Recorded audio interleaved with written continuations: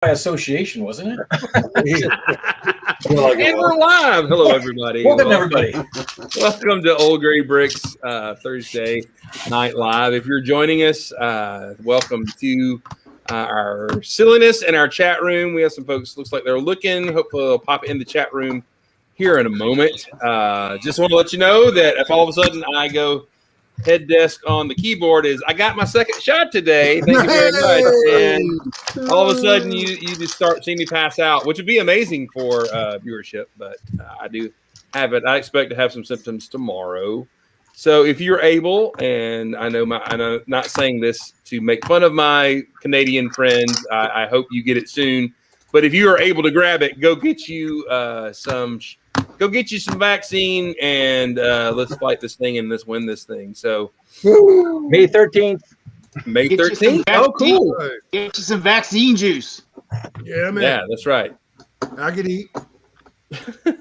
I went and got the last one. I went and got my favorite burger to celebrate, so I did that again today, and it was delicious. Although I did sit outside in the very cold South that we are enduring at the moment. Yeah, it's cold. Yeah, it's so cold, dude. We've had snow for 2 days. April, snow. On the ground. Yeah, but you know how much we're suffering in Atlanta? I mean, come on. It was 34. There was frost on my windshield. I almost went and bought some bread and milk just because. You blew it. You blew it all. Yeah, that's awesome. All right. Well, let's spin around the room and see what's going on. We do have some folks over in the chat. John Rudy is here. Brahm is here. How you doing? If you guys want to take that YouTube link and spread it around, that'd be great, because I did not do that today. I just completely forgot. So it's been an eyeball day for me. But let's go around the room. Let's start down here with Rich. Rich, what's up in your world, buddy? Sorting. Endless sort. That stuff. Wait. Do you have a red stapler?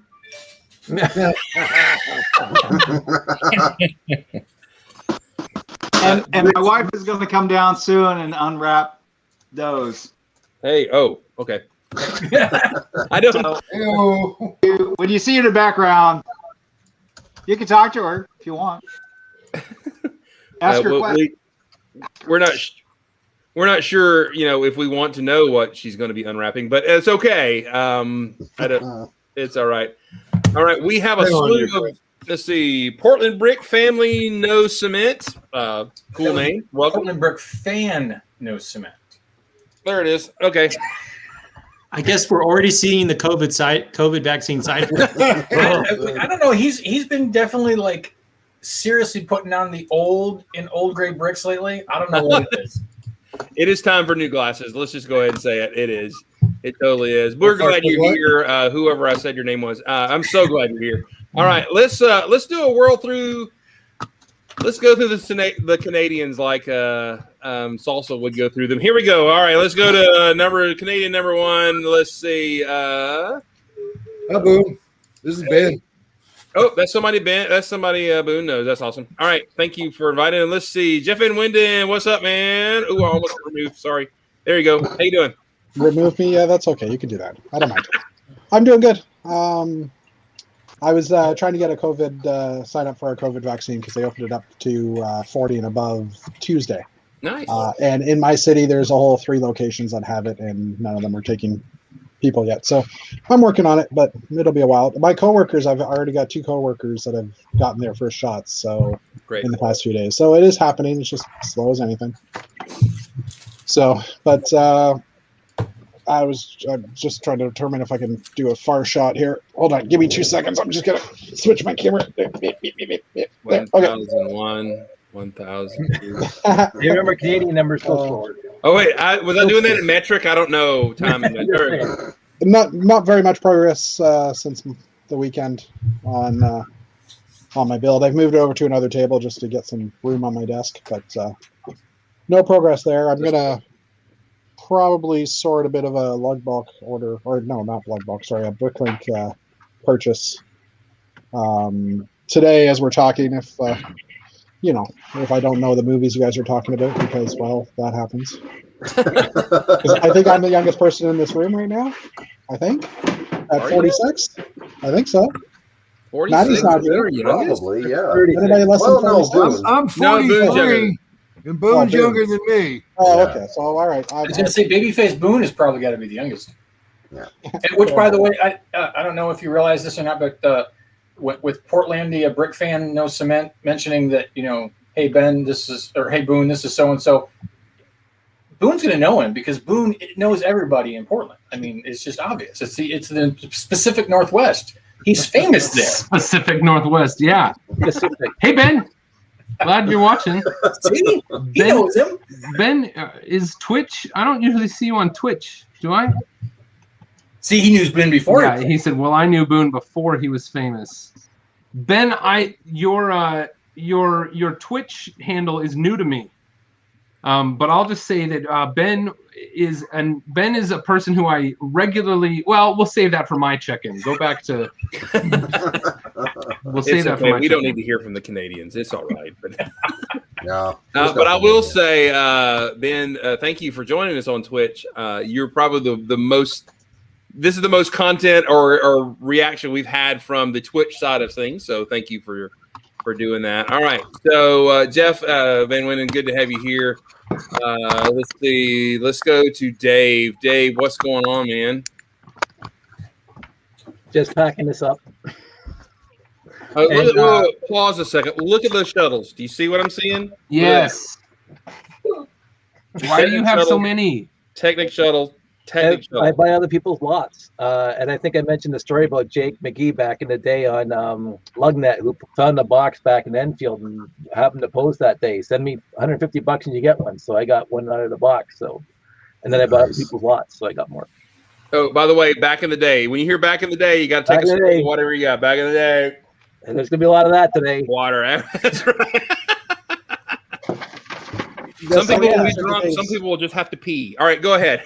No, I got nothing else.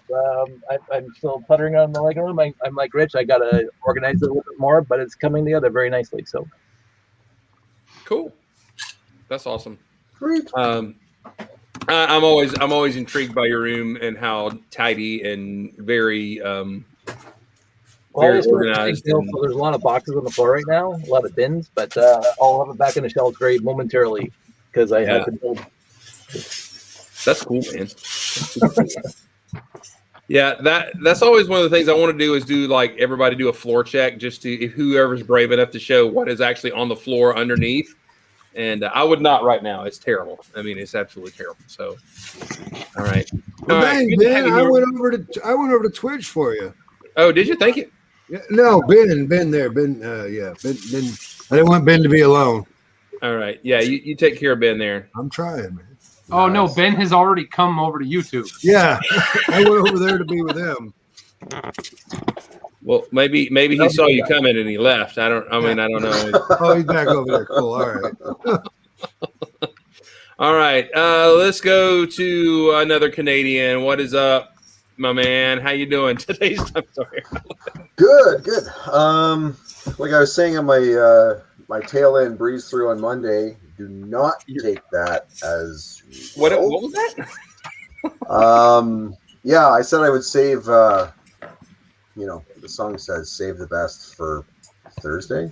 Yeah. So anyway, this last week I was in a build, what was supposed to be a small build challenge, but like I was mentioning, Monday ended up just having this huge builder's creep, and I just kind of went nuts. So I probably built more than I have in over a year. Most of it's been taken down because I needed the space. But if you wanted to, if you wanted to share my screen, then share screen window. Hey Ben. Sorry, I'm just looking for it here. Let's see. While you're doing that, Ben Kahn is here. Brick Bunnies TV. What's up, man? Good to have you here. Okay, so Canadians everywhere. Share. Okay, so I'm sharing that. So it was. I don't know. Can you see that? Oh yeah. Oh, look yeah. at that, man. Tons of So- fun, folks. so- Tons of fun. So, Thanks. So yeah, it was a cyberpunk challenge. Build a cyberpunk car or vehicle in Jeff McElwee's chat stream. So I ended up started building just the original, the orange and the blue one that I showed off a couple weeks back. Needed something to race against, so then he sort of got into this. It's like an Econoline van from the 70s, mixed with some Hot Wheel and cyberpunk and stuff like that. So ended up that, and then they needed somewhere to race, so then the street got built. And then, yeah, so there's the better shot of the racer. I love that car. So, and this I actually kept together just because I liked how it turned out. And then that's kind of the money shot of the car. Oh, that's the girl from the First Agents line, right? Yes, yeah. She's actually one of my favorite face prints for that, and it goes so well with the. I think that helmet is that Agents as well, like are the newer one, Ultra Agents, I think. Should be. That's So, awesome. and then there's the race scene I wanted to do. So that's kind of some Photoshop magic, and then one of the background characters, which I really thought turned out fun, was Robo Rickshaw. So, and no, awesome. it's not a relation. Rickshaw is no relation to me. Ha ha ha. Yeah. So, yeah. So I think that's it. so for that build challenge, I didn't build anything. So there. don't feel bad, Chris. I don't do anything in Jeff's streams either. So I think I missed that shot of the Robo Rickshaw. That's really awesome. Thank you. He did good work. And So, he's yeah, a it great. was a lot of fun. It is nice to see him unrestrained on Tons of Fun. Yeah, Is it really that much difference? Like it's. I'm like your dad. I'm like, okay, boys, calm down, and y'all have to be all nice and Simmer. What is it? You checked out. I think it was last night. And you're like, well, they're getting rough. I noticed. Hey, Gil, do you have the facade that you built of the building still built? That No, unfortunately, I had to take it down because I needed the photo space. Oh, okay. But yeah, I remember a while back we were talking about how a lot of space is parts in high reps, and it's those I think they were from the Ninja line without the printing on them, but there's those big slopes that go up, and I had originally bought I think about 80 of them or 90 of them. Because I was going to invert them, and it's still the plan one day to do the hull of a USS flag. So you were inverted? Yeah, that's right. That's Good right. job, Goose. Goose, Movie did you take a reference. Polaroid? Movie reference. We're starting it out. That's awesome. All right, let's see. That's awesome stuff, dude. And those photo skills are amazing. I'm excited about seeing that stuff. All right, let's see. Let's go to Matt. Matt, what's going on in your world, bud? It's a map. It's a map. It's a map. It's Matt with Matt. It's Hello, Matt. I'm Sawyer, though. You made fun of his map and he went away. Good job. Aw. That was weird. All right, Rick Smith, what's going on in your world, man? What is Rich doing? I don't know. I don't want to know. Oh, Oh, Matt's back. all right, Rick Smith, what's up? What's up? Finished building the thing. The third build on my show on Wednesday nights. We built this guy Sweet. yesterday. I built this one before that. Other people on the stream built that one. You guys are missing out on Wednesday nights. It's Lego's Ultimate Builds. So far, we've just built regular set. Now, what else is going on? Oh, R2D2. Oh yeah. This is the second time in my AFOL life that I have to have day one. Nice. And I have to have day one for two reasons. And I missed the last one, and R2D2 is the other reason. I got you. I'm that Star Wars fan. Yeah. Hey, grab a link of that picture. We'll talk about it a little later. You want me to grab a link? All right. I do. He's not talking about a sausage link. Welcome back, Matt. You remember back in the day? Some of us can't minimize. Back in the day.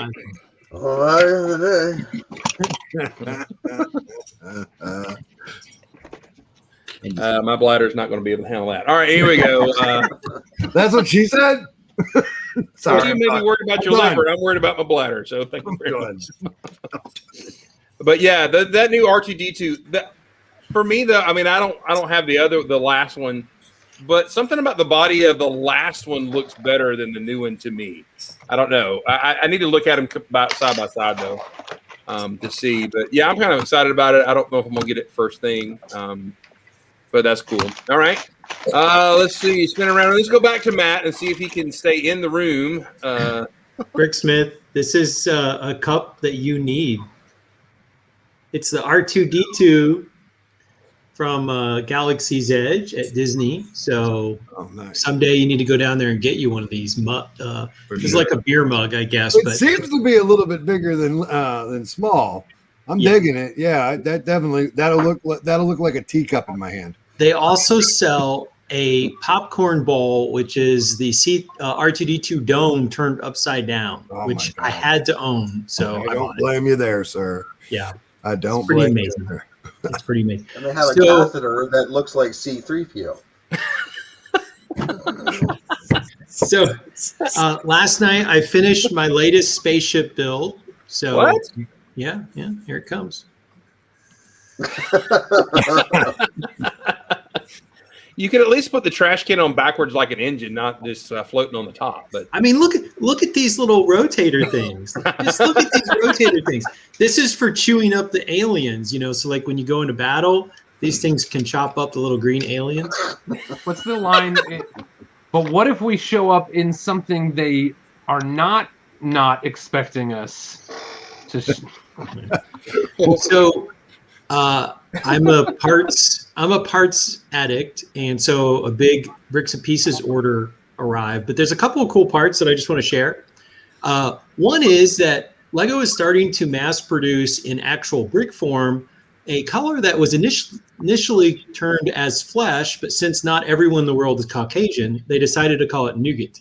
And so they're now making nougat 1x1s and 1x2s. So that's pretty cool. Yeah, that's headed in a direction I'm very uncomfortable with. I got my finger on the button. and we're getting surfboards in new cool colors. So, the surfboard showed up as on the side panel of the car, and Jeff VW was making other cars. So if you want to use that, you're getting more surfboard options. And then I have no idea what I'm going to do with these babies, but these are coming in. Oh, yes. The Monkey Kid, they're like, they're pretty cool. I don't know. I have no idea what I'll do, but of course I had that's rad. Hold on. I don't know Matt- anything about that Matt piece. Is it Builder's like a gonna love is it a 4x4, but it only has studs on? Okay. Wow. Yeah, it's like a wedge, but then it's got like scale. You're like a wedge. I mean, what? That's rad. Yeah, that's like it's like for armor plating or something. That's going to be awesome. Can you stack them? If you put one like a plate lower, can the next one sort of nest under the first one? That's, I believe, how they're in set. So I think the tip will lay right onto the next one that's a little bit lower. Because Matthew, I think you made the comment when I showed that part on our private chat that you thought maybe that might make an interesting roof tile. Potentially, yeah. Yeah. Or was I don't remember if it was, I thought it was you, but it might have been Shannon or Will. I forget who made the comment, but I think that was, they're versatile. When I just see this, it screams like a Godzilla opponent or something like this. Just looks, it just looks like the kind of thing. Or it looks like the back of Iron Man's hand. You know how there's that layer? Iron Man suit, yeah. Yeah. It looks like abs for a These- robot or whatever. So These It came looks in like. the, Can we just finish like the rest of the hour and a half saying what that looks like? Don't even hold any other pieces up. we should have like a poll looks where like everybody could nominate what we should call that piece. It looks like the underside of the Shadow Troopers boots. You don't ever see it in the movie, but I promise that's what it looks like. This reminds me of the guards, the royal guards in the sequel trilogy, how they The wear that Praetorian red. guards. Yeah. The Praetorian, like the helmets of the Praetorian guards. Yeah. Right. It reminds me of a new Lego piece. how very Canadian of that And comment. we have these lantern pieces that are showing up in the Chinese New Year sets coming in new colors. So we had red already, and I think maybe gold, but white and dark blue and black are now available. Those look And the like, little oh, these showed up in the cantina, which is the smaller crates. Yeah. But That's now awesome. the cantina ones are printed with the Arboresh You character. gotta go back to that last one, man. I'm sorry. There goes Lego again, not letting us be creative and putting two parts together. I stuck them together. Huh? No, wait. Is it two parts? I thought it. No, Well, not it's not exactly the The ball. same as the the two. balls. The Oh, I lantern. guess it is. I guess it is. That's one singular piece now. Yes. Yeah. Oh my That's- god. That's the droid body. Lego doesn't need to do that. Well, this is the BB-8 body that's just not printed. I'm still not okay with it. Whatever. He's saying made that the he's saying mold. that you can make that out of two other Yes. pieces. Yeah. Yeah. I understand Top what and he's bottom. It just frustrates me. Not that you got it. I love them, but because I hate saying. them. Don't be hating, Bricksmith. Man, they got to do better, man. We don't need extra. We don't need junior eyes. We don't need to go to Jack Stone. Then we've got the cool tile pieces that have the curved You're corners. welcome, Ben. And thank you. Never mind. I'm not gonna go into it. Love how they glisten. But we got this in the dark teal and or as they call it, azure, and the dark orange. So black and white and red, I think we already had, or blue. So two new colors. And everybody needs, I don't know how I can hold these. Everybody needs bananas in more colors, right? See, So now that's There we go. Here we go. Get ready for the button. All right. What so are those in flesh color? if you need some ingredients, All right. There you go. That's a preemptive. That's a preemptive, PG. You're done good. Sorry, nougat. We'll- Sorry. we'll move on to something else that's roundish and colored. But these are those 3x3 domes, and we've got dark teal, Those are light 4x4. aqua, and coral. Where's coral? Those are 4x4, Matt. What's that?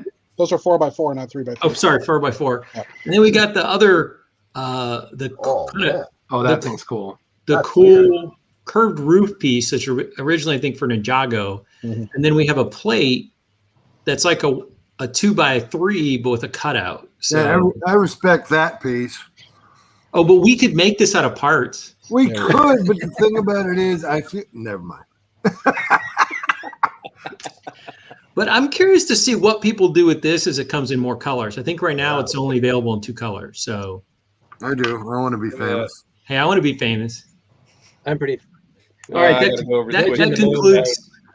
concludes today in new Lego parts. So, Thank you, John. Thank you for that. A smattering of applause. Pew pew pew pew pew pew pew. Oh, sorry. All right. Well, while we're talking about new parts, here you go. I got these from Bricks and Pieces today. The curves from the Porsche. cool. They're very tasty. And the other new curves from the Porsche, these they look familiar, but they're flat top like the slopes and everything. Very cool. Nice. And the encounter at Tatooine was like the only one that had the 1x1 bracket in light gray, but going up. So I got a bunch of those. And some of the, Have those been in dark gray? They're always in yeah, dark they're gray? usually in dark gray. So they came in light gray only that so far that I've seen in that set. So That's correct. so yeah. There's a couple other new parts here too on mine. Oh, You want to jump over? Yeah. Light bricks and pieces, which is they're 3x3 curves, but they have they follow. Sorry, I'm trying to get the angle over here. Okay. They follow the that other new 1x2 curved brick. They're the same same dimension. This one. Sure, yeah, that one. Yeah. You know. Yeah, I'm gonna need to get those. Yeah. I was because they have the next scale up and then the further scale up, but they needed that one. Yeah. Those aren't the same ones though. These are 3x3. Those are 4x4, aren't they? Or Yeah, these are 3x3. Are those three? They're in gray. Yep. And they should have been in the Razor Crest, but they were not. So What are they in? What were you just holding up? this is my thing. Oh, okay. That's a mock. They're in the Giddens special. Hey, Chris, what's a mock mean? What's a mock? I don't know what that is. It means Brett Hooper's Etsy gets flagged. Anyway, that's Tonight on Old Gray Bricks. Like your mock? Tonight on Old Gray Bricks. I'll show you my parts if you show me yours. You guys are killing me. All right, we have some other. Alyssa is here. Good to have you here. John Rudy, we mentioned. Doc Sampson is in the room. Also, Brett Hooper is actually here. So I'm glad you folks have joined us. And I'm sorry if I've missed somebody while we're chatting. John Rudy's expressed his love for practice. So that's awesome. Good to know. All right. Lumberjack Josh is here. Glad you're here, also joining us as well. It happens. I'm sorry. Don't cross the streams. Don't know what that means. All right. So, hey, Dana, do we need to check in with you first before? Yeah, because I got to bail for another meeting. So yeah, he's going to another stream and lug at the same time. Well, technically they're not going to be streaming it live for the rest of the world. So it's not conflicting with your member viewing. So Where were the monkeys? So first and foremost, I'm surprised that nobody brought up that when Matthew had those little balls all connected together, that it looked like something else. Maybe anyway. Go. Wave it off. I have no idea what you're talking about.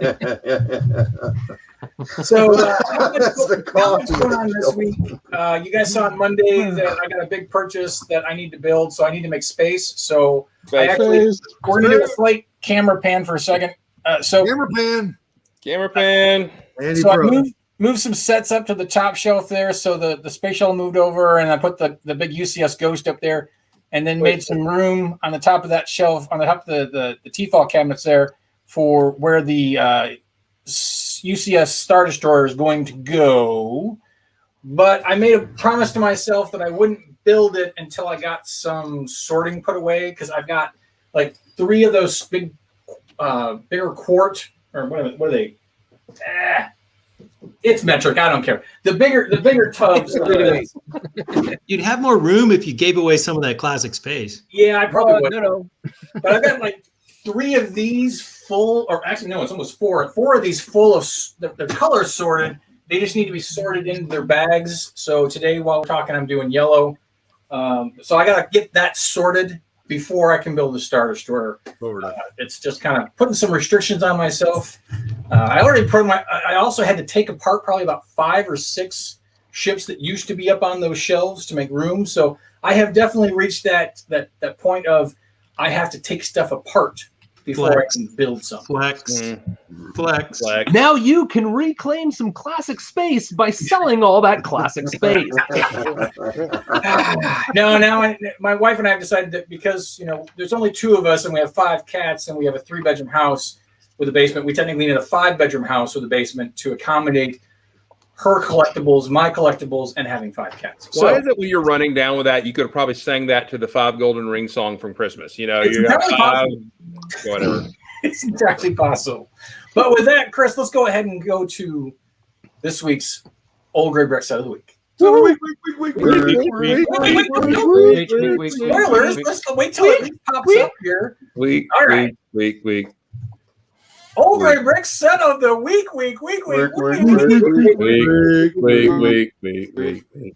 Yeah, we got to change that. This week's Old Gray Brick set of the week is 1651 Tri-Wheel Tyrax. Nice. Or Trax? I think, would you say Triax or Trax? I'm thinking Trax. Tyrax. It's Tyrax. It's pronounced Tyrax. The Tri-Wheel Tyrax. The Tri-Wheel Tyrax. It's Tyrax in metric. Theme Blacktron 2 1991, which makes this set 30 years old. Oh my goodness. Oh my gosh! Stop Just it! throwing that out there. God, can we throw you out for that? You're the one who reminded us that something else was like what was it? Link from Zelda from 20 years ago looks like a really bad anime, and compared to what we think that Zelda should look like from back when we were kids. So, yeah, there you go. Tri-Wheel Tyrax is 30 years old. Anyway, 39 pieces, one minifigure. Retail price was $5.99, which is kind of scary that 39 pieces for $5.99 back in 1991. That seems a little pricey. Might have been those tires, maybe. I don't know. Could be. Used price today run you $15, so not a great retail and value on a loose version. But if you can find one in box, it's about $75, give or take. 75 bucks. $75. That's some mean inflation there. I'm sorry, I let my Midwestern slip out there for a second. I'll put that back in. Man in the box, get back in that box. First and foremost, it's got those big, hard plastic wheels. And there's First, if you wanted to build something cool with those wheels, you would have had to get 2 of these just so you'd have 6 instead of only 3. But at $5.99, what are you gonna say? Next piece got to be that trans neon green panel on that bad boy. I think buying multiples of these at that time would have been perfect just for that part alone. Yep. And of course, the printed tile 1x2 of that awesome printed tile, which we have now gotten again here 30 years later, which is fantastic. That's so great. I know that they put that in a couple Monkey Kids sets. It was also in the haunted mansion with the elevator ride. Right. So love having that piece back in circulation again. I like that they didn't redo it, although I like some of the redos that they were doing, but they put that. I mean, it's exactly the same. So. Right. I mean, I don't even think I don't think they changed the graphic in one bit. I think they just pulled it back out, slapped it back on there, and away they went. That's right. And then last and foremost is, of course, Hail Blacktron. So that brings you our old Rubik's of the week, 6851, the tri-wheeled Tyrax. I like those whip antennas. I like the whip antennas in that color green. The whip antennas was almost going to be one of the reasons why it's cool because, again, the whip antennas in trans neon green, but they were in so much. Really were, I mean, you couldn't shake a stick at a space set in 1991 and not have at least 2 of those on a set. Dude, you don't even know. Look at. Hang on. Let me. Here's the whip antenna drawer right here. Look at that. Yeah. Nice. Looking good. And you know what that thing cannot get these to lay straight in the drawer. They jam up and do anyway. I got it. If you don't want to just pick off your hand. First world problems. Okay, on topic. Yep. Dana, this is Greg Majowski's space program. micro nanoscale, whatever you call it. That's awesome. That's so cool. He's on Instagram, Danish Space Program. Follow him because he does really awesome. He does. Little version. And Chris or Mark, he just gave away what his this week's micro scale set was going to be. And because he drops those on Friday, so you totally preempted the world on that. Way to go! Way to spoil it. But at the same time, though, because he put that in the Bricks and Beers Discord or was on Old Gray Bricks one. I forget which word it was, but that's actually what prompted me to put that for this week's Old Gray Bricks of the week. So. yeah, if you don't follow Danish Space Program on Instagram, you need to. Greg is an amazing builder, bringing all those sets we grew up with to micro scale, and I could put those same pieces together, and it wouldn't work. But he's one of those guys. Yeah, he just rebuilt the what he calls the space chicken. It was one of the alternate builds of the what's that one called? A Cosmic Fleet Voyager, and it's probably one of the most absurd alternate builds on the back of any Lego box. Yeah. And I remembered it as soon as I saw it. I was like, oh my gosh, that's from the box. Anyway. Yeah, thank you. Do you know what else was really cool actually about that set is that it was part of I think it was 3 different smaller sets under $8 that you could pick up. Yeah, that thing. Oh god, that hurts. It really hurts. That ruins the reputation of space, but it's still awesome. I did not. It was cool though that you could pick up, for about even like $20 in like 1980 money or whatever, or the 88, whatever it was. But you could like outfit your entire base with vehicles for essentially what turns into be like a grandparent's present of value, right? So like that's great, man. Like, and that's what I miss for these days. Like, you don't have a line, like you can't outfit your Yavin 1 base for $40. I mean, you can't even give it a friggin' outhouse for $40. So yeah. Brickanizer, what you have missed today is a lot of PG-13s already. So that's what anyway. All right. Yeah, that's awesome. And I remember that one, that set, the set of the week. That was one of those that you just could buy multiples of. And yeah, you were getting it for parts, engine parts. But everybody, I mean, if you grew up like me, you had a dream of making an entire long corridor that would take you from your base to your ship like they do on, Star Trek or something, where they're going through the tube to connect to the ship or whatever it was. And you wanted to like all of those. Then when you got a bunch of them, you tried to put them together, and it would crumble like a Nutter Butter cookie because it didn't have a lot of attachment points. But it's still awesome. I mean, it's very 70s space kind of going on there, so that's awesome. Yeah. All right, let's see who we know. Boone, how you doing today, man? What is up in your world, buddy? Not much, man. Not much. I am. Dana checked out. We'll see you in a bit, Dana. Bye, Dana. Yep. Yeah. Bye, Dana. Maddie, you can get in. Maddie, you can get in. Hurry. Maddie, I am. This has been a good week. It's been a good week. I'm gearing up for stuff that I'm not ready to talk about. So that's most secrets. Wow. Then thanks for joining us. I mean, sorry. Secrets. I know. But I unearthed. Well, I've put it away now. I unearthed while we were in the pre-show. An old variant, I'll say, of the VHS. It's actually not VHS. It's compact. It's compact VHS. So it's VHS-C, the camcorder that was used in Back to the Future. And I haven't touched it. I got it from eBay and I put it in a box over there, and I literally pulled it out because I can talk about that. I'm redoing some of my sorting here. So this shelf used to have a bunch of just random stuff on it. Some mocks, some little sets, some crappery that I picked up, from my various adventures. Did you say crappery? Because that is now one of my favorite words ever. Yeah, crappery, and I decided that I wanted more of this spot. I really like these $1 Sterilite shoeboxes. Mm-hmm. And so I'm in the process of turning all 3 of these shelving units into just as many shelves as I can put in to fit this particular bin.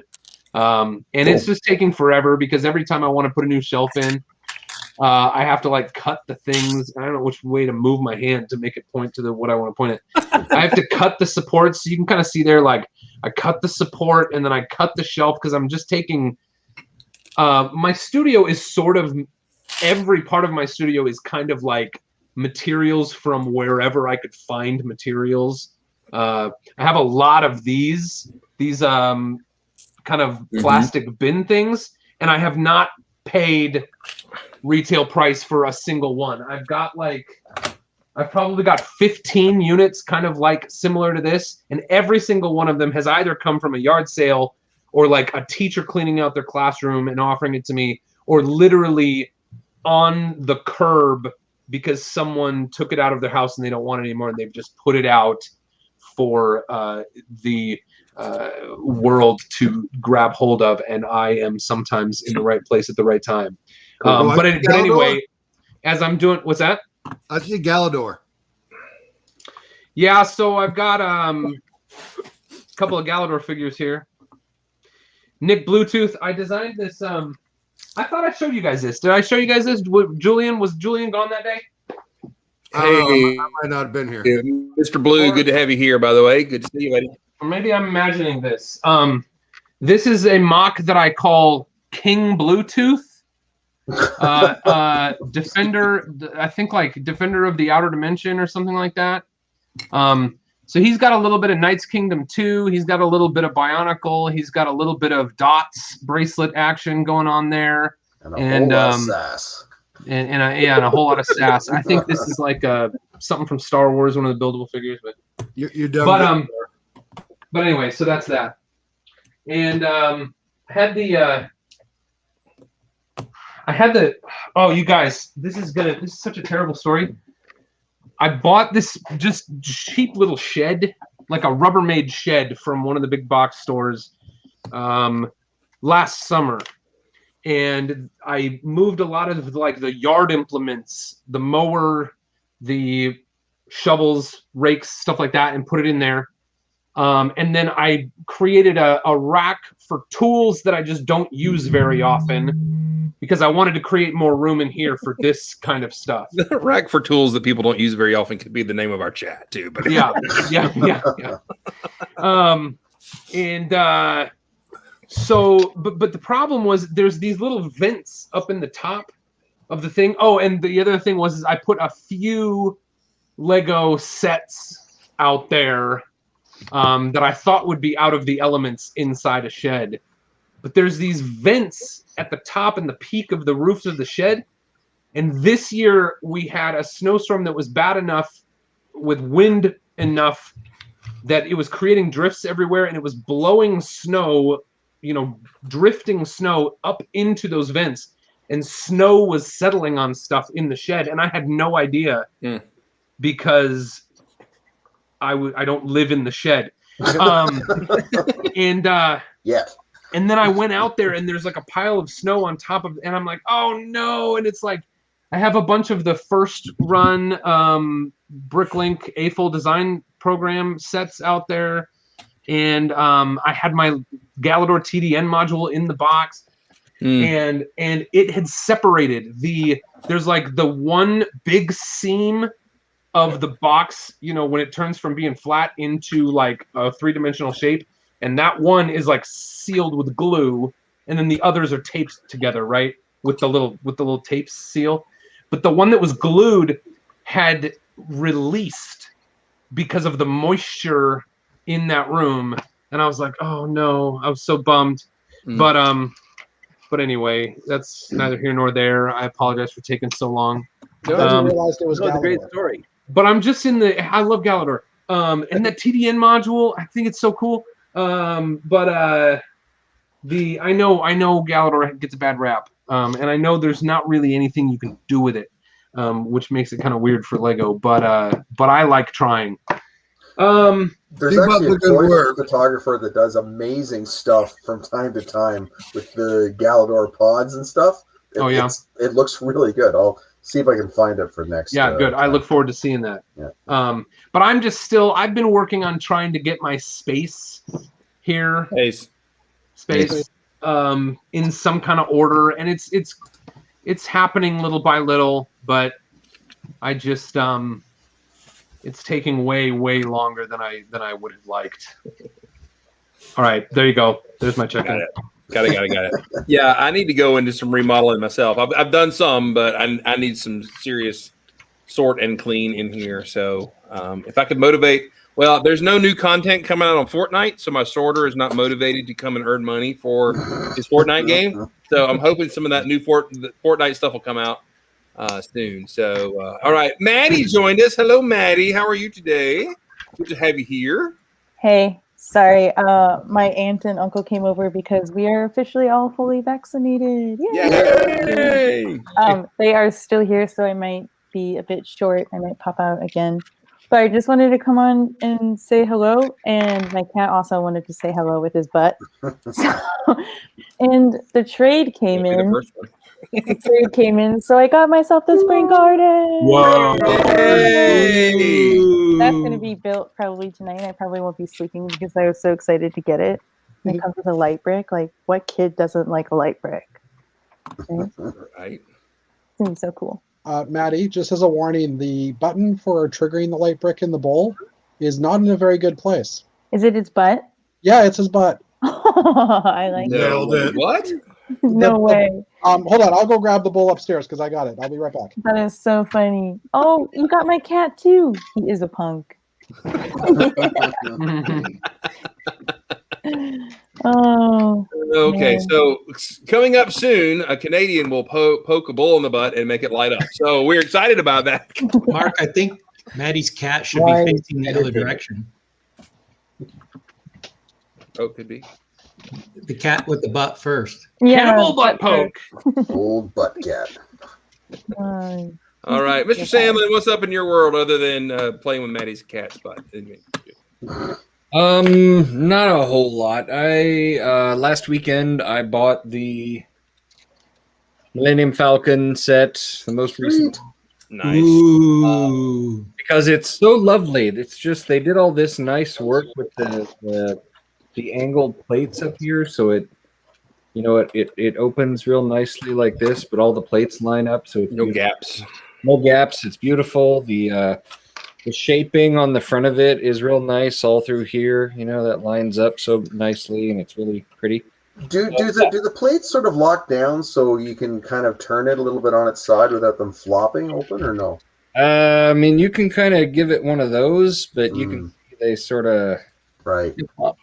yeah. Because I always thought for like kids playing, like you always want to do what it does on the screen, like the barrel rolls and whatever, right? So I always thought it'd be kind of neat if they'd locked somehow. But I built a Technic. I thought that was going over, man. Well, because I grabbed it on the back right here, and the little one of those little guys popped off and went on the floor, of course. So Mark, that was still a good save though, so don't worry about it. The primary buffer panel fall off your I built a Technic frame on it so it can sit on my shelf like this at an angle and be all pretty. So, sweet. The one thing I did think to mention is that I had to go retro with Chewy because I had to go all the way back. I had to go old school with Chewy. You get Chewy in there because the new Chewy is so tall that he won't fit under the edge of this canopy back here. Whoa. What? He's a lot taller. The new Chewy figure, he's hanging out over here. The new Chewy has a much taller head on him. No, I did that. Oh, okay. Interesting. So I used retro Chewy to sit in the Falcon with Han. Did you use retro Han too, or did you get the new Han? That Han Solo is This is the Bespin Han Solo from he came with the Slave One from a couple years ago. Cool. Non-carbonated. Non-carbonated. So, in keeping with the appropriate costumes, I have Leia in her Hoth getup, like hanging out in the chair right there. So there we go. Sweet. Nice. So they've escaped Hoth and they're going to fly through the asteroid belt. So that's what's going on. The best music of all Star Wars is the asteroid music. I swear, the flight through the asteroid. Yeah. And then when the Clone Wars come out, they're going to fly through an asteroid field again, and there's no music whatsoever, and the scene doesn't work. It doesn't. How does it? Can you hum it a little bit? How does it go? I can't remember. I could make the like, that's it. Nice. I love that. That is just by far my favorite bit of music because it captures that moment, and the Millennium Falcon's being awesome, and the little rock goes into the crater and goes, it's just the best part of that movie by far. Yeah, Space Slug shows up. It's all about that TIE fighter that gets nicked and goes. and then Robot Chicken takes that and makes that scene perfect when they escape out of it. The little thing with a little light British accent is, darn it, I never eat anything. And I love that on Robot Chicken. So good. And then, they're going to order takeout and gobble him up. That's a great little scene. All right. So, Jeff, what you got there? Jeff Van Winden is, there we go. So It's his butt. there's the bowl with the light up light. But in order to trigger the light, it's worse because there's an axle hole, right? It's like that's how you trigger my light. Where's the banana? Some Where's the sort of banana? proctology examination Think to about light up that. the bowl. That's a bunch of bull right there. Yeah, we need Matt's banana. They didn't even cover it with like. So you're literally turning the bowl on when you're. Couldn't they have at least put a tail into that? Yeah, connection? exactly. How about turn your head and cough?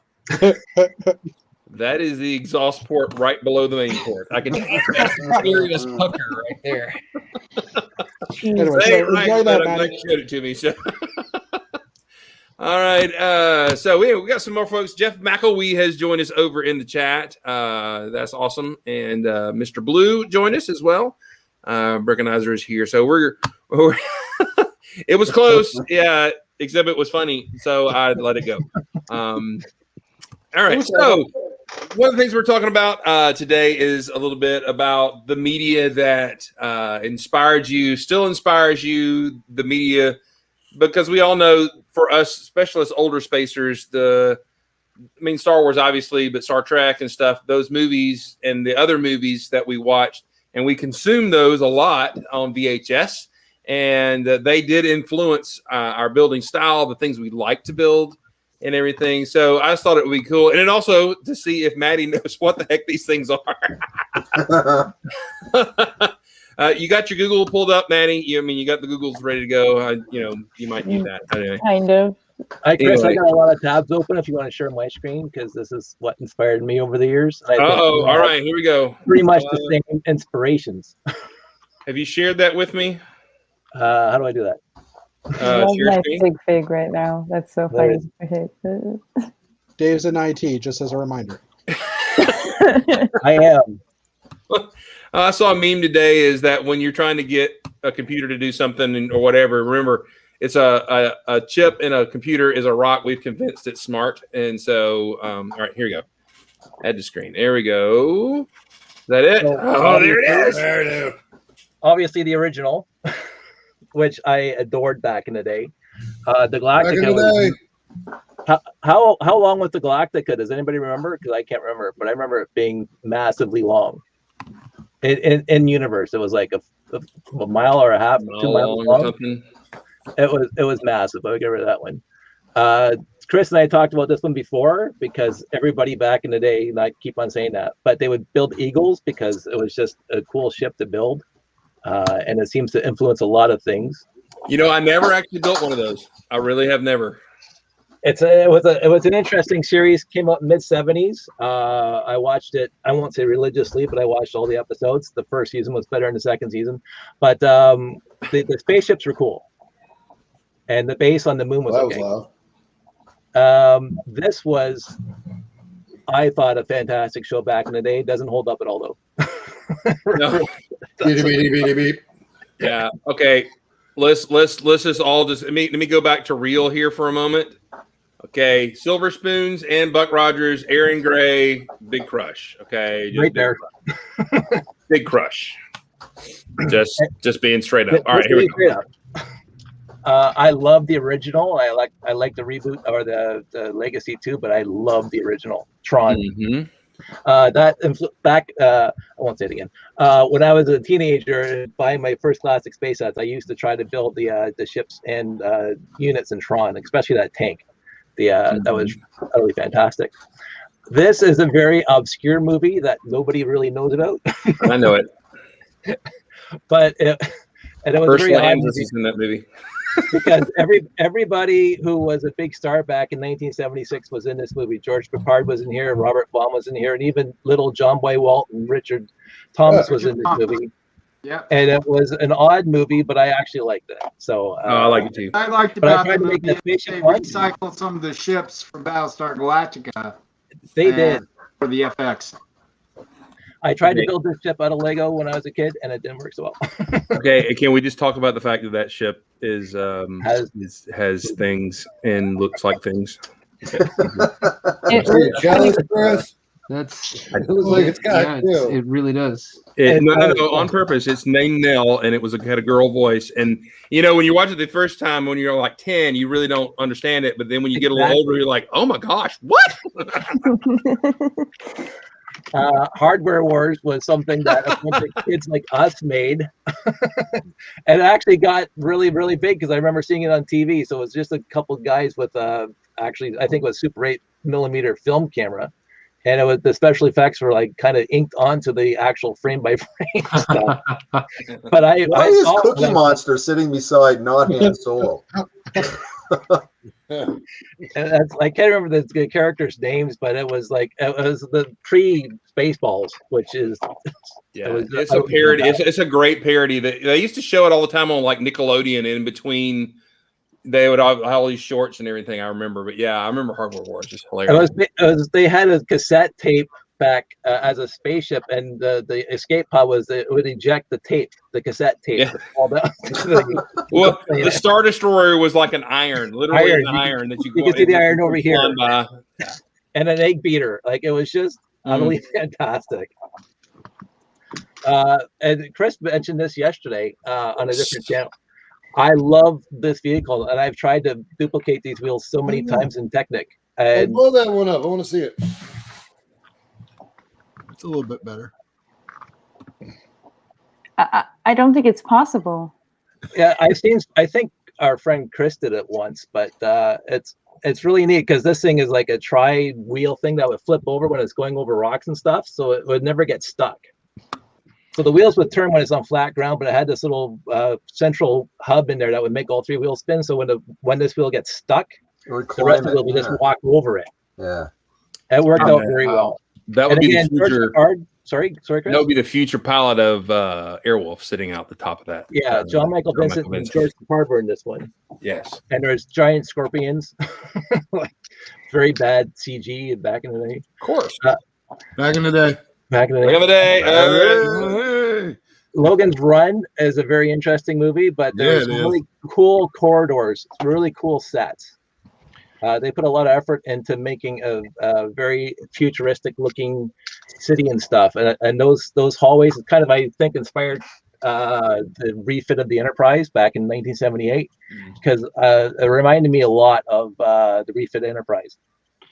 I have always loved that poster, the one that you have highlighted there on the right. It's just so wonderful. It screams 1976. Oh yeah. Like Xanadu kind of. Yeah. Keith, is that Farrah Fawcett down there in a picture? Was she in Logan? Yes, was she in Logan's Run? I don't know. I think it's something else. Do you guys remember Keith Goldman did that big central square? I didn't know she was. I can't remember that. I don't remember that. She was in there. I have to rewatch it. She had like 5 lines, and then she was gone, dead or something. How does Logan's Run hold up? I don't know. I haven't seen it in 20 years. Not well. It's terrible. The special effects look so bad. Yeah, but didn't it win for it? It won for visual effects that year or something, right? It came out the same year as Star Wars. Yeah, but when the interiors were good, but when they would do exteriors of like the city and stuff, it looked like somebody literally had built it out of plastic tubes and bowls, and it looked terrible. So it didn't look very good at all. Yeah, like that. Yeah, it was bad. Little trams were like, you could tell they were being pulled by a string because they weren't, they were jerking along. Okay, so anyway, it's Epcot, man. That's true. This was one of my favorite movies of all time, just because of John Williams' score. It's utterly fantastic. But the mothership was basically an upside down version of Los Angeles, filmed and put into kind of a fisheye lens. And my friend Pete told me that kind of ruined the entire movie for me. But the little spaceships were really cool, like ET spaceships, and I always wanted to build those too. So that was always an inspiration. Cool. And then there's this one, which And Yes. outside of Star Trek, this was my most influential science fiction movie ever. I loved it, but it's terrible. It is terrible now, but it wasn't terrible when you're 10. Man. Yeah, oh, yeah. They showed that to us in school one time. We had like a movie day, and we watched The Black Hole, and then all the kids were like, "What's going on?" right at the end, because who knows what's going on. Hey, this guy looks familiar. Looks like he was rebooted in the last episode of Mandalorian. When I was 10 or 11, Maximilian was scary to me. Like I was like, scary. I was a little in the movie theater. I was a little intimidated by Maximilian. I'm just looking at it now. It really does remind me of the troopers in the Mandalorian last episode. Oh yeah, yeah. Well, when he offs what's his face through the book, that was really freaky. You know what I'm saying? He kills a guy. And of course, I always wanted to build a Winnebago in space, because who wouldn't? Spaceballs. Watch out. And then if you want to go to a really, really, really obscure science fiction, man, Buckaroo Banzai is awesome. It's so good. Hilarious movie. There's a lot I forgot, but these are my inspirations for the years. A lot of my inspirations come from these movies. Awesome. Nice. Yeah, I mean, I'm pretty sure we would all claim more than half of those. And we can talk about that in a little bit. I'm curious, Maddie, what is let's hear your inspiration for things you like to build, media or stuff you like to watch or listen. I think you've asked me this question before, and I was like, I don't know. It just kind of like comes to me. But I mean, recently I've been getting a lot of inspiration from Harry Potter, which is not necessarily space, but it's still fantasy. Yeah. Right. Or just like lived experiences. I'm working on another micro mock of something that I used to see all the time when I lived in China. So it's in the works up here. I'm gathering the pieces, and then we'll get it laid out, I guess. Well, that's the best, because that micro mock of your route to work is awesome. It's so cool. Thank It really you. is. Yeah. I'm hoping I can develop some different skills. So there's always room for improvement in Lego, right? Totally. Improvement? What? Yes. There. Hey, Chris, if you want something that's like a speed run, because I could go through mine old school in 20 seconds. All right, have at it. Okay, so it feels like a Bob Dylan video or something. So, Starcom, there it is. Bam.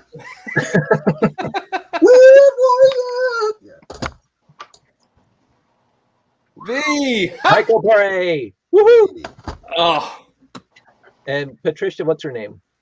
Kira. Oh yes, Akira. That's the front, but oh yeah, baby. Oh yeah. Big old buck. I did say buck.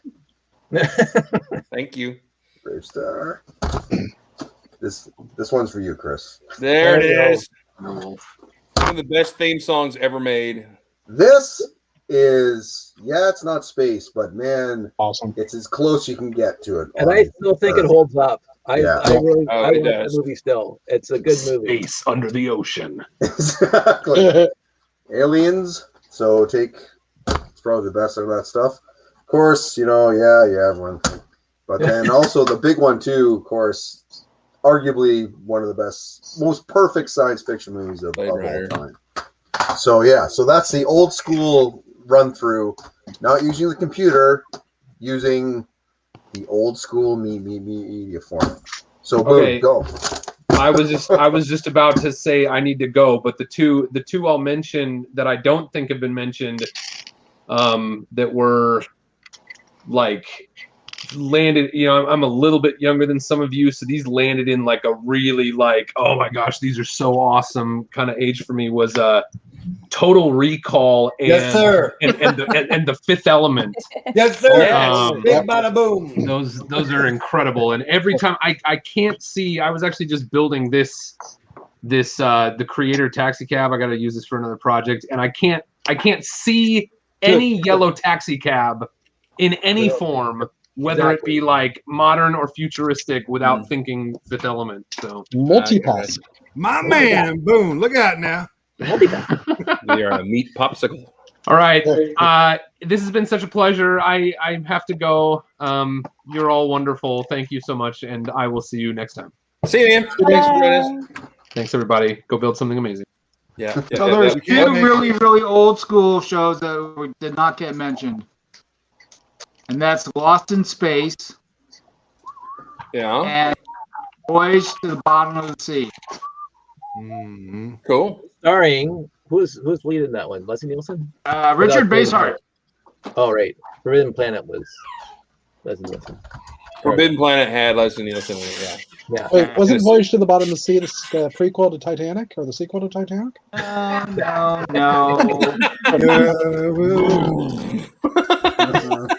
The Nautilus submarine was really cool, and I tried to build a version of that, and it had the flying boat, which was really good science fiction. And they had, bad creatures, rubber stuntmen, rubber wearing stuntmen, creatures. Anything with Kirk Douglas and it's good. Period. That's it. I mean, there's nothing. Kirk Douglas is absolutely a joy to watch on doing anything. That's one Canadian's opinion. Yeah, and it should be everybody's. The Jim of Canada. Kirk Douglas. Isn't Kirk Douglas Spartacus. anyhow?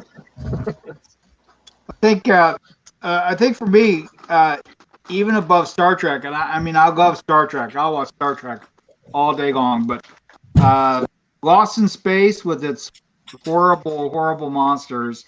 The B9 robot is just fantastic. And some of the scenes of space scenes when they're going around, like in second season, like they're back off the planet trying to find another planet, the Jupiter 2. It's good stuff. And they're like, come up against the spaceship, and then there's, huge corridors of them trying to explore to figure out what's going on. Thunderfighter.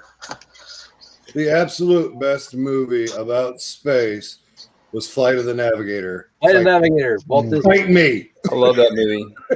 It's a decent movie. It's the first time profanity was used in a Disney movie. The very first time. Yes. And didn't Paul Rubens, Pee Wee Herman do the voice of the computer for that thing? I think Maybe right. I was like 4. I saw it in the theater by myself, so I'm not saying how old I am. You know what else? You know, other movie I remember was a late 80s animation. And Chris, I think I've talked about this before. It's Star Chaser: The Legend of Orin? You mean a direct copy of Star Wars, even with lightsabers, but still exactly. Like, I mean, there's it's really unapologetic copy of it. But the one thing that I did kind of like the ship. It's goofy as the long neck, what it kind of was on it. But I remember what I really liked about it was those half android zombie things and stuff, which I always thought, because I think at the time, and get this, I was playing Space Quest 2 from Activision. I don't know if you remember those things. Like King's Quest, Space Quest, Leisure Suit Larry, all those early RPG games.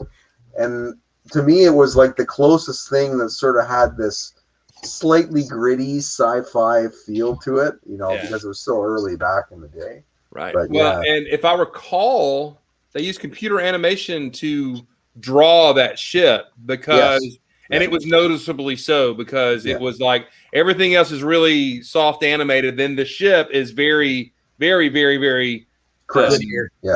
Very smooth, but they did a lot of flybys and stuff with that ship, and then when it landed, the nose kind of tipped down or something like that, and that was pretty cool. I mean, that ship I think about a lot. And the guy was like a bounty hunter, and the whole thing. It's kind of fun, but not Han Solo. No, but the one thing that was I picked up even at that time was they took the actual Falcon sound, the engine sound was the ship. It was exactly the same. Like, it was really funny. There was a little period of that after, kind of post Star Wars, that Star Wars sounds just almost became the standard, and everybody was copying it and using it. And then that kind of stopped. Maybe Lucas clamped down, or people were like, "You're just stealing from Star Wars." I'm not sure, but by the way, did you guys ever, when you found out how they made the TIE fighter sound, because they go to like the hydro field and the tension lines that hold up the thing. If you whack them with something metal, they make the TIE fighter sounds, right? Of course, like, you find out that when you're 12 years old, and it's like daily summer pilgrimages to like the hydro field you bring all your stuff and back in the day before tablets, that's what we did, kids. We went out and took hammers to tension wires and hit them to make laser sounds. That's what we did. That was our YouTube channels. Yeah. So the TARDIS was just grabbing a key and running it over a piano wire. That's the yes. TARDIS. Yeah. So is that like how you communicated with each other? You just like hit wires and it just. We did. Oh, Morse code. Yeah. No, actually, Maddie, we use phones, but they had dials on them, so you had to move the dial back and forth. Hey, you beautiful people! I got to get out of here and stutch. I see you, man. Chris, thanks for having me. Everyone else, whatever. No. I'll see you guys tomorrow night on Tons of Fun. Bye, everybody. Bye. See you, man. And remember something else. You gotta love those bricks. All right. No, you don't. I remember watching Electric Dreams when I was a kid. That was one that was always on. I think that's what it was called. Electric remember that. Dreams? I don't know if I know that. Yeah, I have to look it up quickly. Is that the one based on the Philip K. Dick novel? I think so. Yeah. What, are y'all talking in code Canadian or something? I'm not sure what's going on right now. I'm lost. It was constantly on City TV. Yeah. No, it wasn't Electric Dreams. It was something else. I gotta look it up. Anyways, but yeah, always the Last Starfighter was one of my favorite when I was. Starfighter's great. Yeah.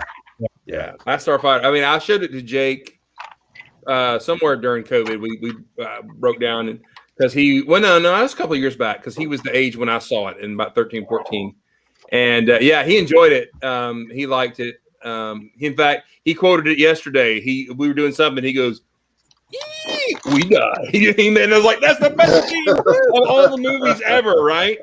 So, Chris might remember on Lugnet, again, I won't say the other words, but on Lugnet, somebody posted their Starfighter years ago. There was like that was Mark's. Mark and the Starfighter back in the day. Go ahead and say it. Back in the day. That was Jamie Neufeld had a smaller version in Lugnet. That was just gorgeous. There it is. There it is. There you go. Remember, this is built in early snot days. This was actually one of the best things I remember back in the day. Exactly. Lugnet. Those insectoid panels are awesome for that. That's beautiful, Mark. Again, that's 20 years. I remember seeing it. I remember seeing it on Lugnet, and I said that stuck with me to this day. And there it is. Awesome. Nicely done. Yeah. Yeah. And you have, by the way, the engines on that, the front and the back of those engines, that's probably $300 worth of parts right there. I'm not kidding you. Those right there are super rare. And each of those little vases or whatever on the back are at least worth $60 a piece on Breaklink right there. What set did they come in that made them so rare? The original X-Wing. The UCS X-Wing, yeah. It's funny because like I hung out in Lugnet space, but I never actually posted it at the beginning. Are you making up for lost time now with your life? I think I was too busy building robots and winning competitions. I'm sorry. Yeah, Uber Geek knows. Thank you. I don't know if I said hello, but I'm glad you joined us. All right, let me just say something that I watched religiously as a kid was Battlestar Galactica. I mean, not Battlestar Galactica, Battle of the Planets. I watched Battlestar Galactica. Oh, yeah. Battle of the Planets, that cartoon every afternoon with that awesome music and the cool, colorful spaceships, and then the spaceships to break out from the spaceships and vehicles. Yeah. Kia, whatever vehicle that was, man. Love. When I was a kid, I liked Battle of the Planets more than Star Blazers, but now I like Star Blazers more than Battle of the Planets. Well, you go back and watch Battle of the Planets does not hold up. The original Casey Kasem voiced Mark, Tiny, Kiop, Jason, Princess. You watch that, the characters are good, but where you understand some people are about to die, and they switch to the stupid robot with a really bad animation. 777. Yeah, like, yeah. oh, that's really not good, and everything. So, No, but the Phoenix was one of my most favorite ships ever. Yeah. What's But his face? He's apparently- now in Florida. The guy that won the lottery here in Georgia. Mark. Staffa. Was that? Staffa. Yeah, Staffa. He built one to scale. He used plates a lot on the sides and stuff. I'll have to see if I can go find that. It's amazing though. He built. I mean, it's really good. I mean, that was one of those ships I built, 100 times with the 4x10 blue plate that came in my set and some wings and the 1x1 or 1x2 slopes in red. And then a brick in the back. I mean, I built that ship 100 times as a kid. Me too. And we never got it right because those, you couldn't shape it then, but you could now. But actually, I remember building that at a plaster seams over and over because I didn't have space Lego at the time. Oh, really? Wow. I think it was on TV in the 1977. It's before I was 10 when I saw it. It was on TV. We were home from school, and Gilligan's Island and Battle of the Planets were basically on at around the same time. Yep. From school, and Star Blazers was on weekends on Saturdays. After that, and then because I dated somebody who was right into Japanese anime, that we saw Train 9, whatever, all those odd things. But we also saw Star Blazers in the original subtitled. And I said, "Oh, that's even better." Without all the American cuts, it's better in the original. Yeah. So. Well, I when I've tried to watch other versions of Battle of the Planets, the voices being different. It's got to be Casey Kasem as Mark, or I just can't deal. And Keop's got to go instead of cussing. I mean, that has to happen as well. So every show we watched when we were kids, that was an animation, like even Scooby Doo had Casey Kasem doing the voice of somebody. Yeah. Yeah. Okay. So I sorry, gotta Mark. take off. Oh, see, Mark. I got an early morning with Small Paul, so we got to take off early tonight. So I'll see you guys. See, Mark. Hey, man. I was hoping to get this question in really quick from Mark because it's very, very vague because I was very, very young, like 4 or 5 or 6 on Saturday morning. It wasn't a cartoon, but Ruth Buzzy was in it, and they're on an asteroid that had this little walking robot that was the wind-up toy that you could buy in the store, and it was like completely made for Saturday mornings. Are you live action? I don't remember a thing about it besides Ruth Buzzy was in it. I don't remember. Are you talking about like Jason the Star Command or Space Maybe. Academy? I'll have to look at it because Space Academy. Yeah, I think so. Ruth Buzzy being in that. Maybe I just don't remember. Maybe I just got because Ruth Buzzy was really big when I was really young, and she seemed to be in everything. So that might be it too. You could just IMDb that person. Yeah, I could. All right, hang on. I found Mark Staffa's Phoenix. Hang on. While you're looking, Robotech, I just watched the first season for the first. Like, I remember it as a kid, but I also heard that they finally all the legal disputes are over with it. Harmony Gold won, yeah. So they might actually make a new version. Yeah. Can I tell you, the Robotech is so bipolar because it is awesome with jets, and then when Min-May starts singing, you want to shoot yourself. The same song for 20 freaking episodes. Oh my gosh! When she can win, we all lose. Yeah. All right, here we go. Let's see. I think Robotech gave us Mech Warrior from my favorite PC game back in the day. There it is. Woo! Oh wow. That is very nice. Look at that. I mean, let's see. Those are 64 base plates right there, so you can see how immense. Oh wow, that's really big then. Mm-hmm. Yeah, and he's got all the vehicles. He said he had Mark's jet. I remember talking to him about it. The jet for Mark, there's some animation play in there because the big fin that needs to stick up there is not exactly the size that when it was in jet mode and all. Jet mode, yeah. But I love Keop's. His version of Keop's vehicle there is really cool. So, but What yeah, show that's is that? pretty amazing. What show is that? Battle of the Planets. Battle of the Planets, right there. No. What? Sorry, what convention is that? Oh, let's see. That's Brick Fair. I think that's Brick Fair, Virginia. I'm guessing. Hang on, let me back out here. Come on now. Bob Hayes took that picture in 2014, Brick Fair, Virginia, right there. Cool. Do you know what this ship reminded me of? And it's another really obscure thing, which goes back to one other show that's not so obscure, but the designs are awesome, but the show is terrible. Is Thunderbirds, the original Jerry Anderson one? Because I remember seeing some of those when we'd go on trips to the UK, particularly. They didn't air here too often. Just time to. It was only later when I saw it, like Nick at Night or something like that. But yeah, that there's definitely some inspiration there. But then they did an anime version very loosely connected to it called Thunderbirds 2086, and that was out like late 80s, I think, like that. Mm-hmm. And all of the ships combined, like there's a rover and a ship and something, underwater, but they all combined into one big ship. And I always thought that was the coolest thing. The concept was the same, international rescue, all that kind of thing. But I remember when I saw that, I was kind of in my dark ages at the time. But I remember drawing it in Lego and thinking, one day it'd be great to build. Of course, yet, 30 years later, nada. But still, it's all over YouTube though. You can get the series actually. If you watch them, like, hey, this is actually well written. It's like, it's pretty serious, and it's well acted. And I'm like, wow, this is really good. So. Yeah. Unlike the movie that came out, unfortunately, well, I wanted that to be so good. Yeah. And Jonathan Frakes directing it, which he didn't direct any feature film after that. I don't know if you know that.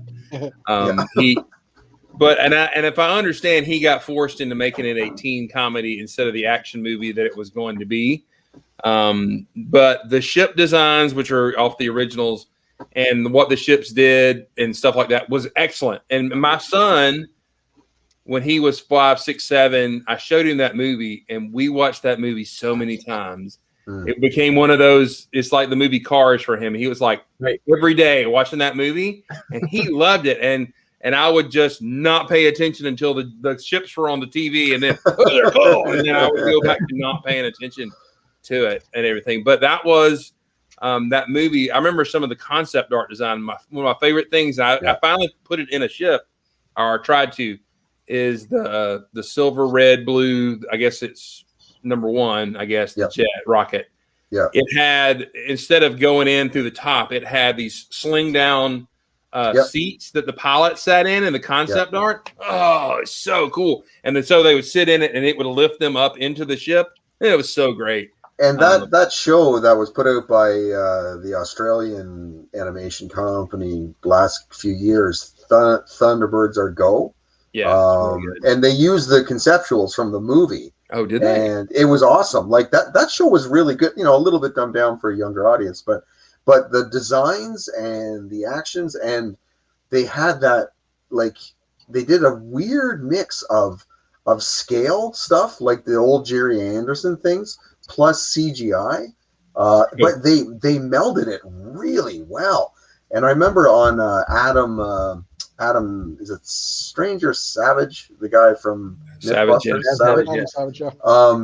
He went to the Weta Studios where they did all this stuff, and like the Tracy Island, I guess, with the base and everything underneath, like it's enormous. Like the thing's like 40 feet long, like, and but it's incredible, like just like phenomenal model building, and really cool. Yeah, it's a really fun show if you ever see it on, have in the background. I jotted down a few names as you guys were reading them out, because a lot of these I haven't seen. And Starcom, is this the one you're talking about? Yep. It has a Blacktron logo on the guy's chest. Yep, it does. Yep. Oh, wait, what? Hold on. Yeah. Yep. That's right. I remember that. I remember that now. Yeah, the Emperor Dark guy, which again is a very unfortunate name. But his thing was the Blacktron. Oh, that's great. Thing. It's actually that show. It's another one of those things like Galaxy Rangers, where they had these really big sci-fi names like novelists and screenwriters and all this contributing this stuff which you think would produce like a really awesome kind of thing, but the writing, like it's in the screenwriting, it can get painful. But there's some of them though where the animation is absolutely mind-blowing, top drawer, like really good. And it was partially endorsed by NASA. So the mechanics of how all the space stuff, like whenever you see, their shuttles or their fighters going through space, there's all these vernier jets that are like making it roll, pushing it up, doing all this stuff. So they really spent a little bit of time thinking about, the dangers of space and maneuvering in space. So it's really worth watching for the 13 or so episodes it lasted for. And didn't Starcom come along right at the end of all the big, 30-minute commercial era of Transformers? It was kind of the tail end, and it just didn't catch on. Is that right? 87 is the release date. So it was. The animation looks like it came from Heavy Metal.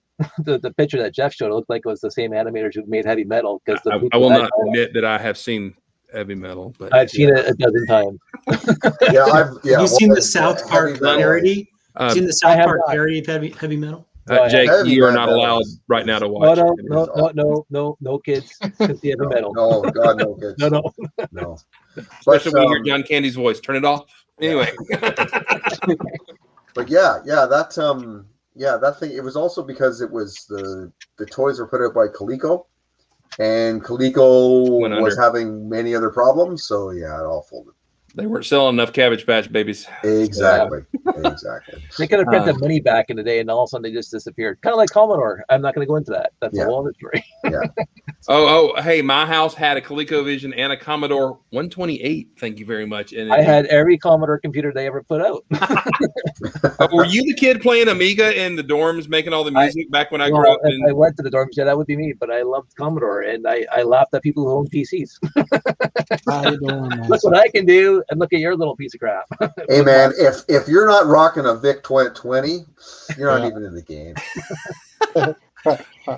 Hey, you brought up something that made me think of it. I remember watching as a kid, I didn't notice as much, but as you got older, because I was like 15, 16 watching Transformers coming home from school, all that kind of stuff. Right.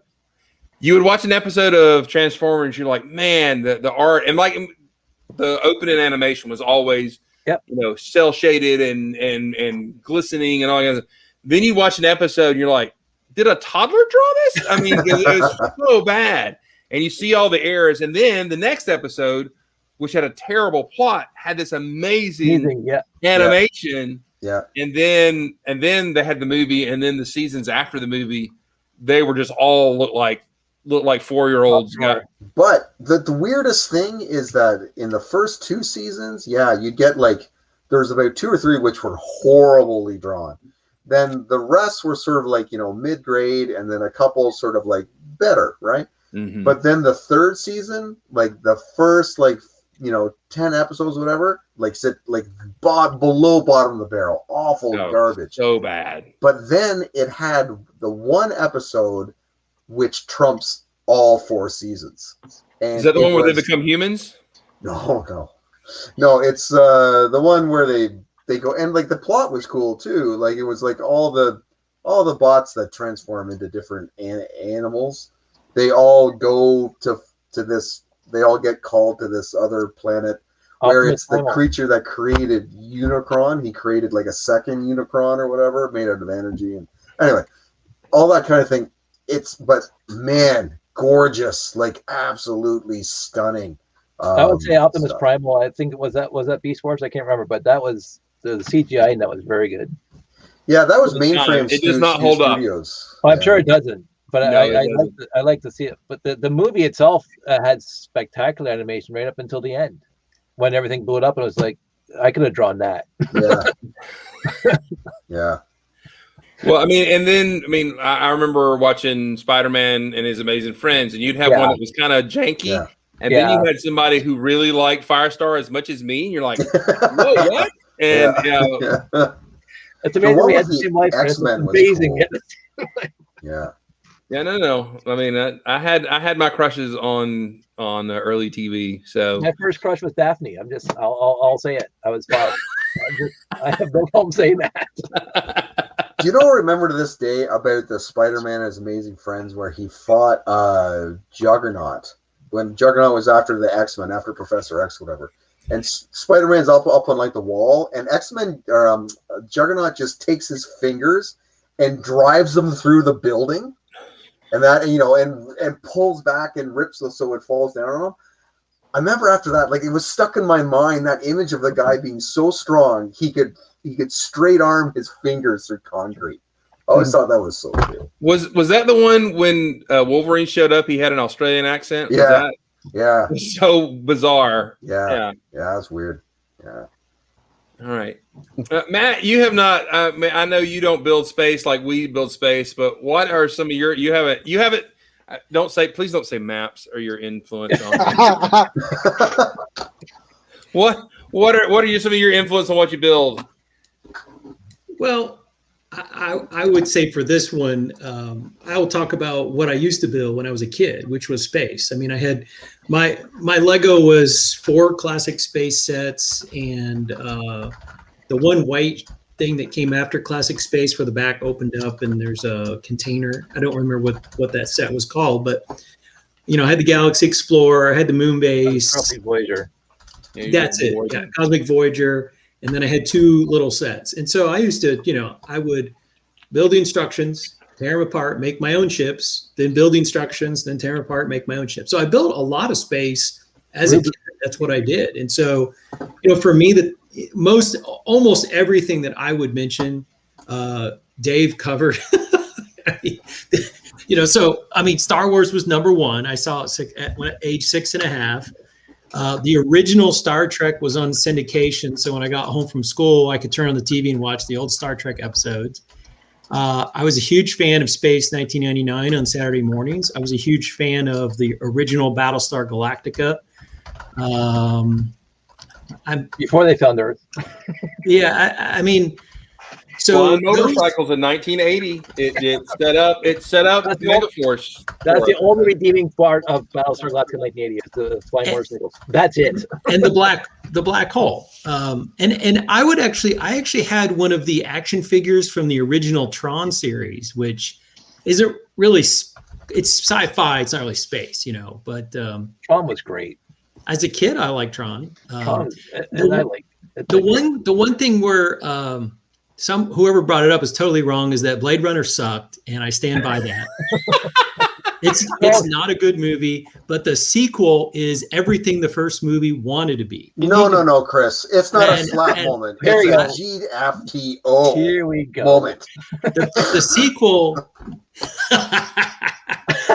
I have watched Blade Runner, the first Blade Runner, probably 7-8 times, and I just think it's the most overrated science fiction movie ever made. Rutger Hauer? Are you kidding me? It's so good. There's so much nuance in his power. I don't care about the characters.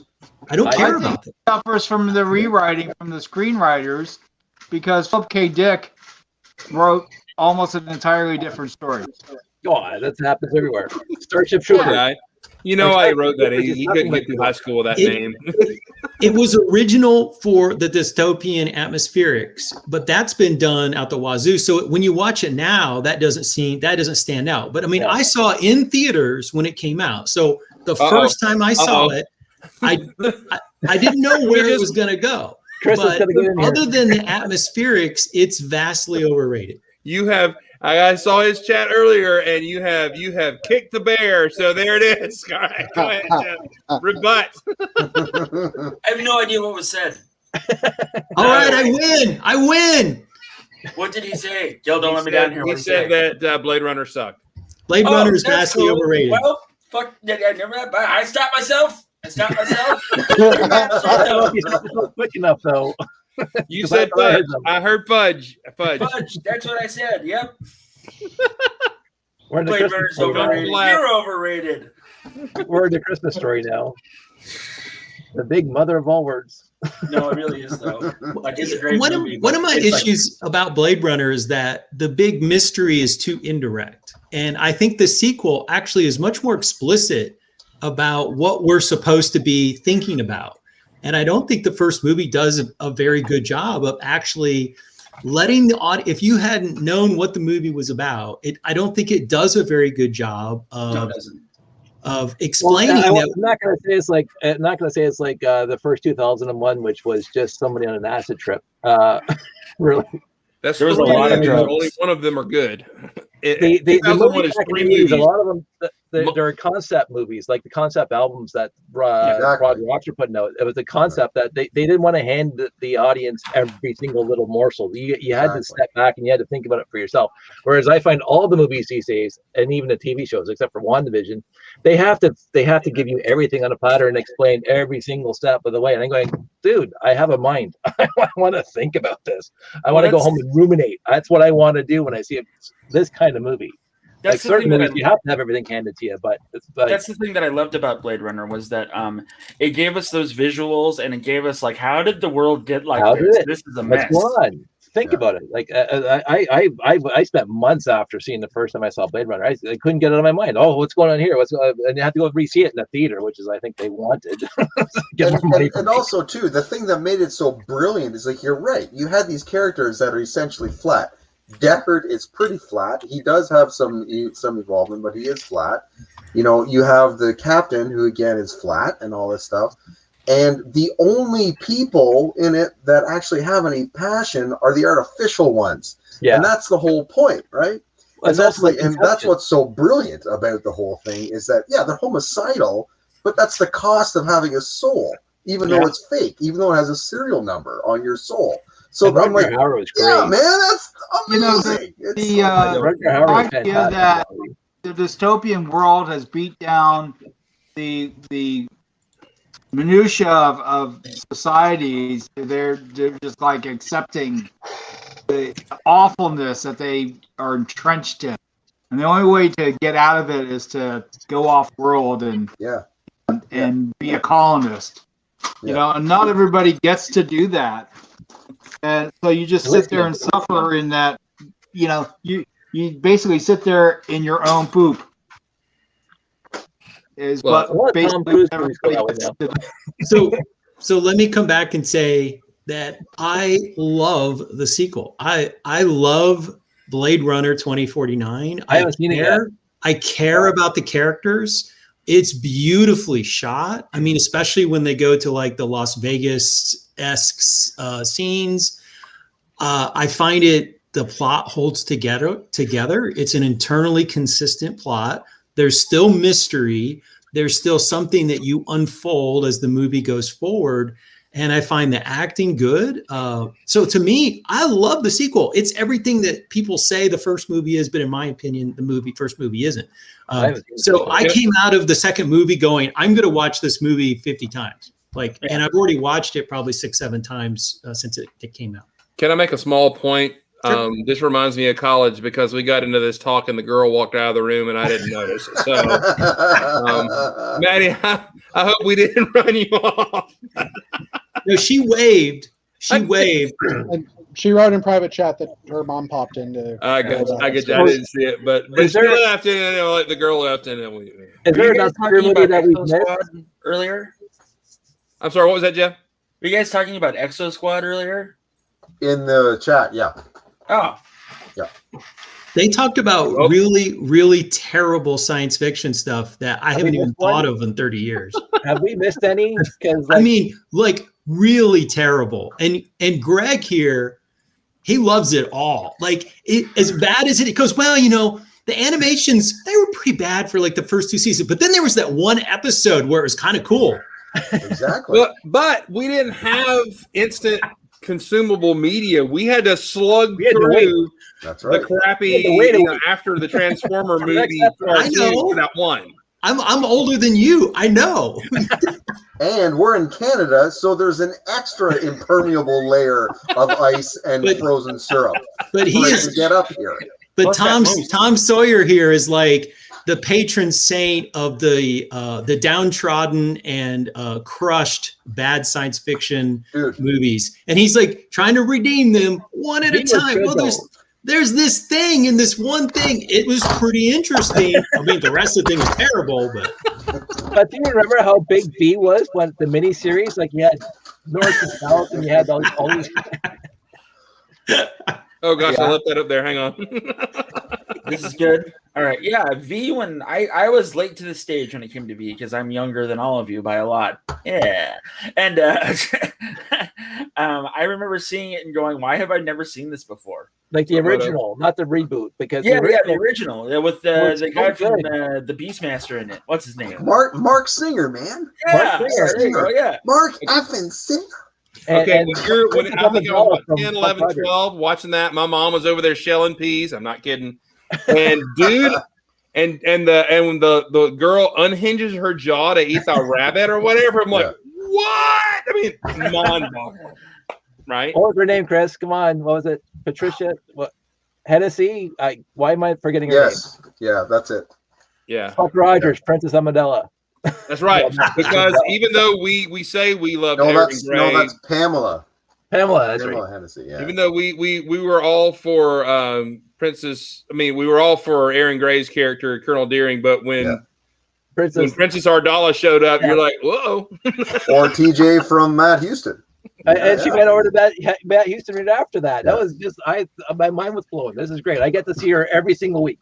All right. Do you know the best thing? Do you know the best thing about this was when it went into the series was Michael Ironsides being like the resistance commander.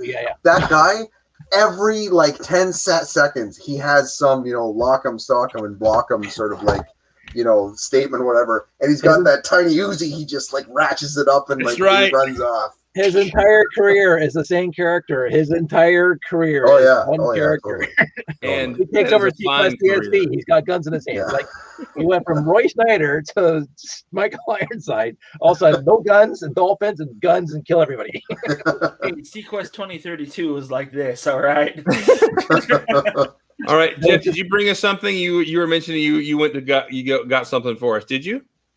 When you mentioned you mentioned Exo Force or whatever. What? Okay, never mind. What? You were talking about Exo Squad, and then you went to grab. Oh yeah, I brought him out and showed him already because I showed off Bronsky and I showed off. Oh man, nice. That's hilarious. Yeah, I loved Exo Squad, man. Like that was my jam when I got into older cartoons, and like that led me to anime. Well, it led me to Akira and Vampire Hunter D and Bebop, and I was like, oh, all right. So those are the only animes I enjoy. All right. That's awesome. Do you guys remember what was it? And Cartoon Network were like showing it all the time, and no one cared. Was it Centurions? The guys with Power Extreme, technic holes on there, and I never watched John that McCloud, the toys, but they played it on Cartoon Network like religiously, like they were digging up the jewel of the '80s, and like, no, I didn't like it. Well, that actually, again, back to Matt's point, like I've seen the whole series and it's a lot of fun. Hey, those Centurion toys, if you can find them, are worth some money. Which now there's a Kickstarter. Well, it's a Facebook crown funder to make 6-inch updated version of the 3 Air, Land, Sea guys. That's going now. Yeah. Can you get the old C Lab on any platform? Because I would be kind of curious to go back and watch that. Okay. Peacock. I think. Did you call him that, or did you tell him where to go? I mean, you call him a peacock? I am brilliant with many colors, but we actually have some friends that are joining us. John Rudy, Uber Geek is here. Moto is here. Moto, what's up, man? Nick is here. Mary is here. Mary Baroche. So glad you folks are here. And if I missed you, I'm sorry. We get to talking. I mean, a person left and I didn't notice. So the one thing I forgot to mention, which is this is still a spaceship I want to build, which is I want to build from the original Alien movie, the mining vessel. Like I've been thinking about this for 3 years. I've been looking at pictures of it. That's one. Yes. One is national. Yeah. And it's huge. So it's not going to be and I'm not going to do micro scale, but if I do it, it's going to be big. So I've already started thinking about I've been collecting those the Death Star half domes because there's a bunch of half domes in the picture. I found the like 3D plastic model that you can buy of the Nostromo. So if I ever build a spaceship, it's going to be the Nostromo. Okay. You mean it's going to be a gigantic skyscraper floating in space? Pretty much, yeah. Yeah. I found a good image reference shot for it. I put that in the private chat for you, Matthew. And thank you. And I've seen a few Lego attempts, but I haven't been blown away by the ones that I've seen. Like there's some good ones out there, but I think, well, there's some tweaks. I would do this differently, and so on and so forth. So yeah. But is it going to be worth 327 million in adjusted dollars? I don't know. Yeah, I've seen it too many times. You've seen it too many times. One of the geekiest things that my older brother's a big influence on me. He was 13 years older. He had a trucker hat kind of, but it was a Nostromo hat, like with the scrambled eggs on the thing. And, you know, I'm like, that's the coolest thing ever. I'd have got beat up, man, if I wore that thing to school. Yeah. Are you serious? Probably. I don't know. But no, he had the hat. The hat was great. It had the Nostromo hat. Now I need that hat. I saw Alien the weekend it came out. The first night it came out, I went to go see Alien with my girlfriend. It was awesome. Awesome. She didn't really like it that much. Question for the panel is Aliens, the sequel, better than Alien? No. Debatable. Different. Yes. They're different. They're two different movies. Yeah, like both awesome. Yeah. Two different movies. In London, in 1992, they had a live action thing you could walk through. It was in Soho. So you'd go in. It was like an amusement park. You'd go in and you'd get this briefing from the company, and then suddenly there was a lab lockdown because something had escaped, and then you're chased through the entire thing, this labyrinth, guided, of course, from other people with aliens coming out to grab you. It was awesome. Yeah, Uber Geek said it right, and that's why I like Aliens better. I'm not big into horror movies to begin with. Although I watched The Thing The Thing. I watched The Thing, the 80s version of The Thing, like a bunch, and it scares the pants off of me, and I liked it, but Aliens I like because it's an action movie and it's a standard James Cameron flick. Yeah, it's a James Cameron flick. It's Horner does the music. I mean, it's got everything that I like. Michael Biehn's in it, and like Paul Reiser's in it. How can you go wrong with Paul Reiser in the movie? I can tell you a lot of ways, but anyway. I mean, and I will say, like, I'm a huge fan of every one of the Alien movies. I bought the box set that came out a few years ago that has both the theatrical and the director's cut and the director's commentary for all four of the movies, and I have watched all of that. And we watched the whole series at least once a year at our house because Thomas is a big fan of horror and science fiction, and I just love it. I think 3's the weakest. Yeah, I haven't watched any of the other ones. I think I've tried to watch 3, and I'm like, it's not very good. That's not good. Well, and you watch some of those terrible 80s stuff. Well, when you're 10, it's not as terrible. When you're 14, it's all awesome. Okay. No, actually, what Nick just said in the chat is it is exactly how all of us were in. Like how many pencils were jammed into the back of fingers in like Josh grade is doing 7? it now. My son at 12 is doing that right now. Every time we have dinner. Hey, look, Mom. I used to have a Did you scar. put your hand under it and do it? I mean. Yeah. So, go ahead. Aliens, right? So, with my Foxtrot squad, like, I'm getting the parts together to make Kirk Wilson's xenomorphs, and to start setting up dioramas. Like, that's what these guys are based on. Was like, the colonial Marines, and like, I've got like a whole squadron full of them over there on my shelf, and like, Aliens is such a influential science fiction film. Like, the first one, the horror film, that is one of Emily and I's favorite movies. Like, if we're bored and we want to just like cuddle up on the couch, pop in Alien, and then we just have a good time, and we yell at people for touching things they shouldn't. Just like Prometheus. But I'd like to talk about the bonus situation. Yeah. Look, I'm sure you'll get your full share. One gunk. The Abyss and Contact were two of the Oh, ones. the Abyss. Yeah, the Abyss was really, Yeah. it was Have really, you all ever seen the director's cut of The Abyss? Yeah. Yes. I own it. It's I No. own it. Totally different movie than the It's one in so the much theaters. better. Yeah, Yeah, we're kind of really? tired of humans, so we're going to kill you all. What? Enjoy The these Abyss- massive tidal waves. The Abyss and the Alien 3 are two movies that I went to see in a movie theater totally alone. And I think it actually enhanced the experience because, you know, especially like in The Abyss, he's underwater, he's in that suit, and I'm all by myself in the dark. Like it just felt like I felt the pressure of being deep underwater in that movie theater. My dad took me and my mom to go see The Abyss, right?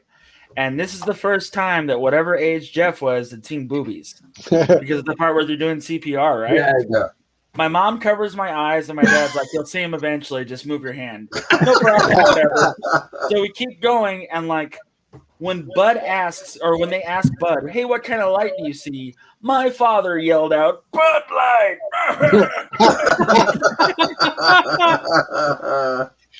And that ruined your suspension of disbelief right I there. don't know. I was like 7 or 8, maybe 10. Oh, I forget how young you are. Yeah, You know, I was born in when we 82. went to see Alien Resurrection, we go and we see that, you know, we see with the guys, you know, some of my friends. We don't see anything, you know, we can't come out. Everyone's kind of quiet, and a friend of mine just turns to me and just says it all. It's like Alien Resurrect them, and then just like carries on, and that's it. I'm like, yeah, pretty much. Okay, Ron Perlman gave 110% in that movie. All right. Oh, yeah. So we saw Alien Resurrection in the theater in Vegas. I thought Winona Ryder was good in it too. Yeah, and beers were there. So every time I got annoyed with the movie, me and my buddy Jesse, who was there on R&R from the service, yeah, we got really drunk. Like lots. Sometimes that helps. Yeah, it did. Yeah. Joss Whedon wrote that, and he won't ever say that he did. It's great. I thought Whedon wrote 3. No, he wrote 4. Oh, did he? Oh, geez. I didn't know that. But no, 3 was the French dude, right?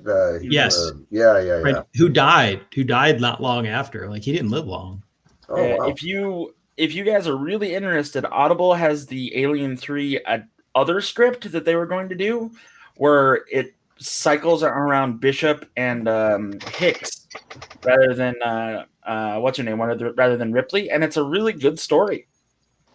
Ends on a cliffhanger, but it's good. Like, I thought it was great. I would have liked to see that on the big screen, but listening to it with my imagination was good too. Well, there was some talk of making another Alien film that would follow after. It would be like 2A, and that would be in a different timeline. And I mean, I think you're aware of that. So yeah. The other thing, I want to respond to Moto's comment, and Moto says most screenings are done alone in a theater with director and a few people. It does influence the process. And so the film where this most impacted me is I went to see 28 Days Later on a Tuesday night, and there was nobody in the theater except for me.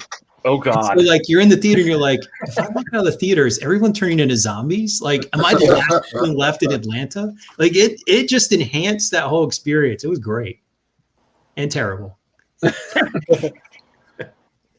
Well, you know, the flip side of that is the experience of seeing it with a bunch of fellow nerds. Okay, I mean, and I'll say, you know, you can up and down the Marvel movies, but when you watched Endgame and spoiler alert, when they all come through the portals and stuff like that, that was a visceral cheer. I mean, it was an amazing moment. I mean, there's been others and everything like that, but that moment, you know, I had to go see the movie again so I could hear the dialogue. There was so much noise, and and it was a group experience and everything, and that was amazing as well. So, but that movie was all about a big event happening with a bunch of people, so you saw a bunch of people. The first Lord of the Rings movie, The Fellowship, I was at one of the midnight showings, and the laughter after the jokes was so loud, I missed like 10% of the dialogue, but it was such a fun experience to be there with all these fantasy nerds who had wanted to see a good version come out. And I think there was such excitement that it was a good visual representation. The acting was good. The effects were good. It wasn't a bomb where you kind of had to ignore how they, messed up some of it. It was pretty faithful. Oh, so that's half the fun. It wasn't a Hobbit. We dressed up as pirates for Pirates. You and I have different yardsticks, clearly.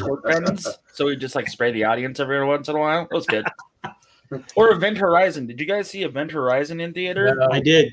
Oh. That was the first movie that I ever, like, when my adultish age, where I went, oh, God, just because of all the terrible things happening in it. I was like, I'm so glad this is just flashing by, because if it was, like, lingering shots on, like, people being bisected and, like, skin flayed, I'd be like, nope, I'm done. Thanks very much. So okay, I got to share this. This is totally off topic. Jake just sent it to me, and you may have seen it on Instagram. This is pretty awesome. Let me show this. So Winnie the Pooh set. Right. The Winnie the Pooh mech is amazing, right? Yeah. Is it made with the parts from the set? Yeah, it is. Really? Totally is. That's awesome. Sorry. Yeah, go back. I didn't know that Event Horizon was a horror science fiction. I thought it was a science fiction movie, and so when it reached the end, I was not prepared for the direction that the conclusion of that movie goes in. Exactly. Moto said that his wife wanted to walk out. I would have walked out with her if I had been at the screen. The first half I of the was movie just was like, fantastic science fiction. It was beautiful science fiction, and then it just went into doom. I was like, really? I could play a video game at home and see the same thing. You know, when you're talking about the theater having the effect on it, I remember actually when we used to live downtown Toronto, either right before we got married or right after we were married.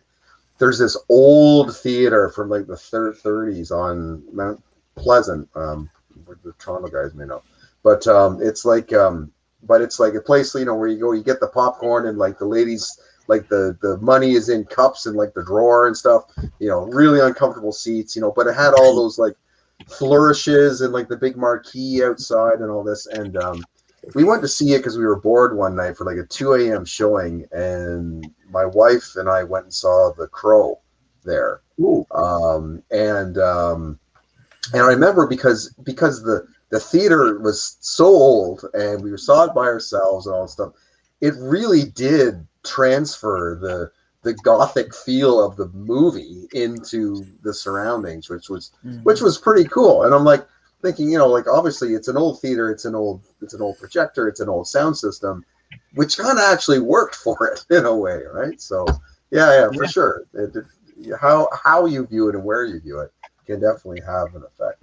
Yeah, it's like those people that say they've seen Rocky Horror, but like, oh yeah, we watched it on VHS or we watched it on TV and it was on. It's like, no, you haven't seen Rocky Horror. Like, you got to go to a live show. Yeah. You got to have a top hat put over your waist because it's your first time there. You got to hold that top hat up. No track pants that talk. Okay, so I mean, I've seen Rocky Horror. I've not done that whole experience. I grew up a little but more. You know about it. Chris, okay, so growing up, I can take you, Chris. I can take you. I'm good. Growing up in rural Georgia, we heard about the movie, knew kind of what it was, but I remember when I was at Tech, as a freshman, we went to the Sizzler for all you can eat for Friday night. For the bar, and we sat down, and there was a large group of people eating at the Sizzler who were headed to the show, and we were like, what the heck? I'm like, dudes in fishnets, dudes in fishnets. That kind of thing. But that was a big deal, guys. So. Do what? You can't get much more southern than that, guys. Dude in fishnets. Well, the art theater down on Ponce shows it every Saturday night at like 11:30 midnight. Exactly. And people come and they were going.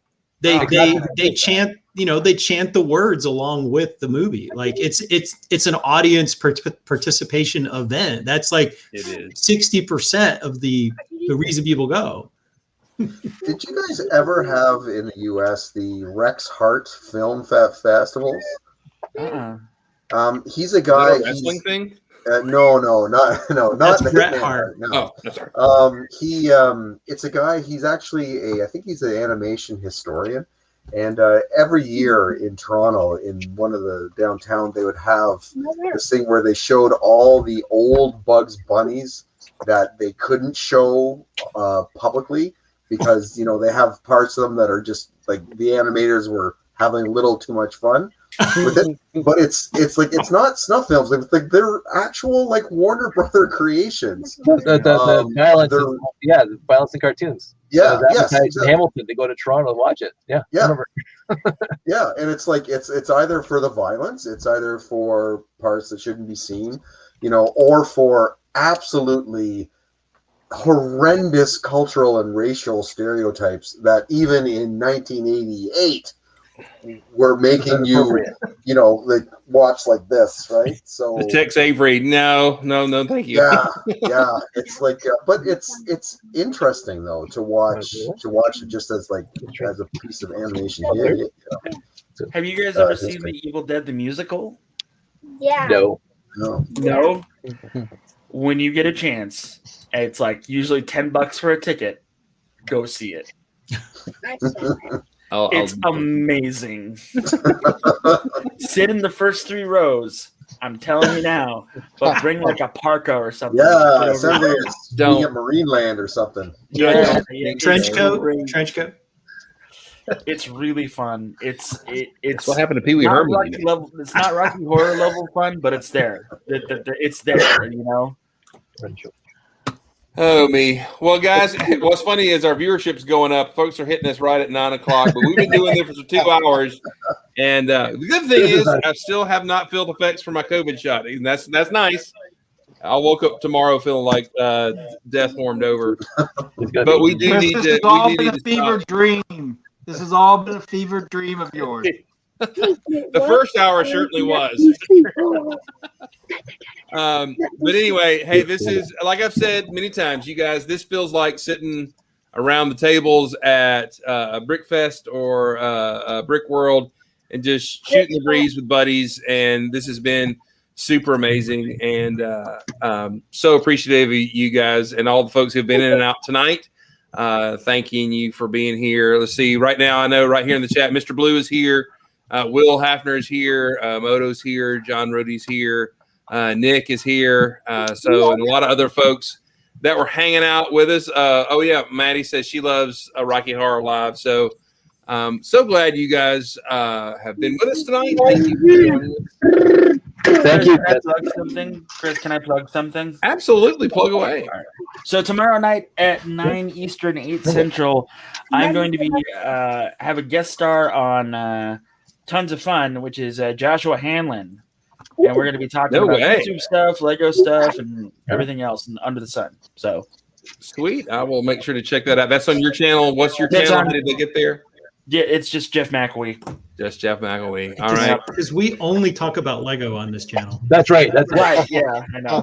For the last 2 hours, all Lego. Well, I mean, next Friday I'm pretty excited because I got one of the toy collectors that I follow coming on too, so I'm really excited. Cool. That's awesome. All right. Doc Sampson also here. Andrew Sada is here. Thank y'all for joining us. I really appreciate it. Make sure if you're in the chat, hit the like button. That just helps it get out there on YouTube, likes, that sort of thing. Or dislike if you want to. But I would love it if you hit that like, pass it around, let folks know that we're here. Hope you guys have a great night. Hope you guys love on your neighbors. Wear a mask when you go outside. Get your shot. And let's beat this thing. Thank y'all for joining us. Good night, everybody. Bye. Bye.